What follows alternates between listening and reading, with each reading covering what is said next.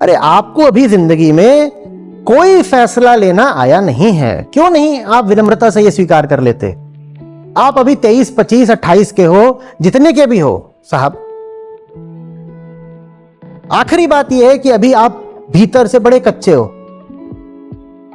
और ज्यादा गलती इसमें आपकी ही है।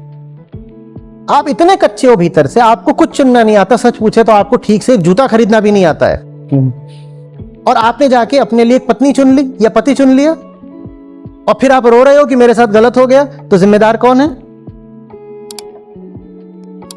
तो फिर लोग कहते हैं अब ऐसे तो समझदार बनने में फिर हम 50 साल के हो जाएंगे, तो फिर तो बच्चे नहीं पैदा होंगे।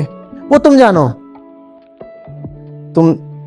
तुम जानो, तुम्हारी जिंदगी है कि तुम्हारी गाड़ी इतनी धीरे धीरे चल रही है कि 50 साल में तुमको अकल आएगी, तो अभी तुम जानो।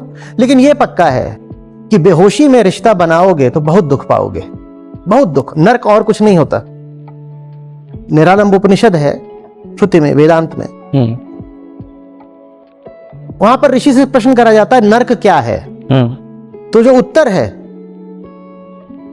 वो सरल करके यही है कि गलत संगत ही नरक है।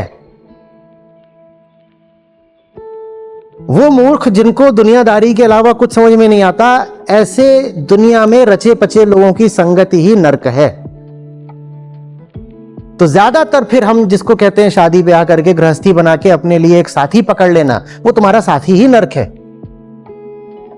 जरूरी नहीं है कि वो नरक हो, स्वर्ग भी हो सकता था, क्योंकि उसी उपनिषद में जो तुमको आजादी दे, मजबूती दे, ताकत दे, प्रकाश दे, उसकी संगति को स्वर्ग कहा गया है।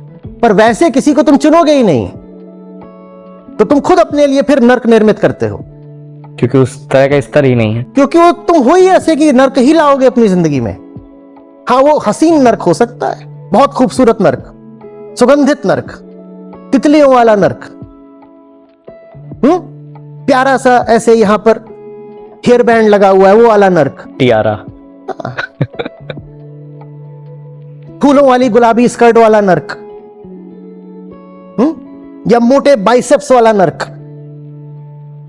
हैंडसम नरक। लेकिन लाओगे तुम नरक ही, क्योंकि तुमने जिंदगी में अपनी वरीयताएं ठीक नहीं रखी हैं।